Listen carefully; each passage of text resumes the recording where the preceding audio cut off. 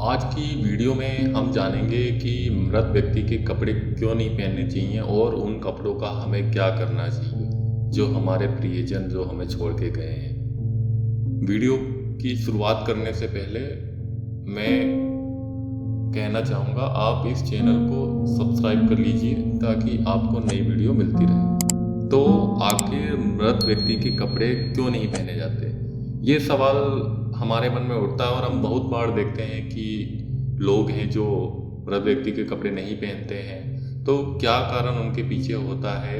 सिर्फ ख्याली पुलाव नहीं, आज आपको जो असली रीज़न होता है जो हमारे हिंदू धर्म सनातन धर्म में बताया गया है वो आपको मैं बताऊंगा। जब कोई इंसान मरता है तो उसके शरीर से जो उसकी आत्मा होती है वो निकल जाती है और शरीर ठंडा पड़ जाता है। और जब इंसान मरता है तो वो एक साथ ही ऊपर नहीं पहुंच जाता है, उसे सारी प्रक्रियाओं का पालन करना होता है। कभी आपने सोचा है कि एक अगर इंसान का कोई कपड़ा भी निकल जाता है तो उससे एक साइंटिस्ट क्लोन तैयार कर सकते हैं जो बिल्कुल आपकी तरह दिखेगा।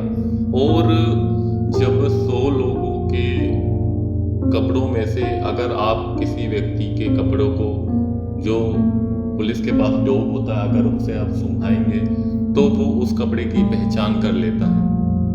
वो तो फिर भी एक डॉग है, लेकिन बात जब इंसान की होती है तो इंसान के अंदर दिमाग होता है। और जब इंसान के शरीर में से जब उसकी आत्मा, उसके प्राण निकल जाते हैं तो व्यक्ति छटपटाता है और फिर से अपने शरीर में घुसने की कोशिश करता है। वो चाहता है, वो इस दुनिया को छोड़ना नहीं चाहता है और वो फिर से बार बार कोशिश करता है उसके अंदर घुसने की।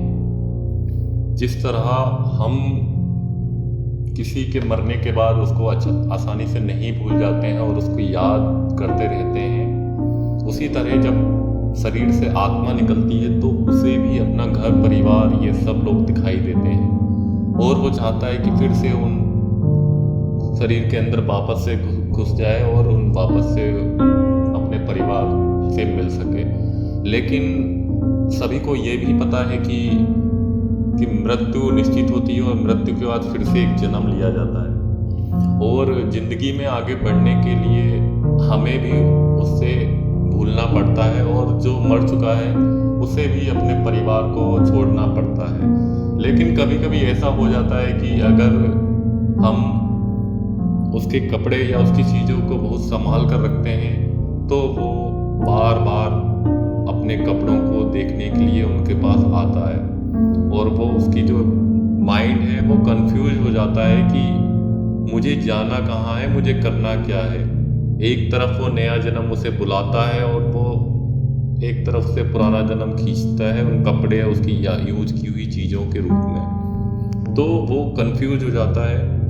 और सनातन धर्म में बताया गया है कि हमें ऐसा नहीं करना चाहिए क्योंकि जो हमारा अपना है उसे हमने खो दिया है और वो नया जन्म लेने वाला है।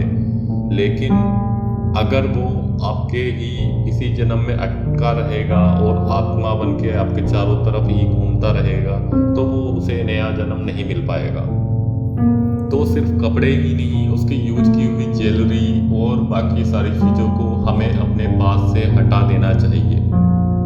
जब हम उन कपड़ों को हटा देते हैं फिर तो ठीक है, लेकिन अगर आप उन कपड़ों को नहीं हटाते हैं और उनको पहनकर ट्राई नहीं करते हैं तो जो व्यक्ति मृत हो चुका है उसकी आत्मा बार बार उन अपने कपड़ों को देखने के लिए आएगी और आपको नींद में बुरे सपने आएंगे उस मृत व्यक्ति के।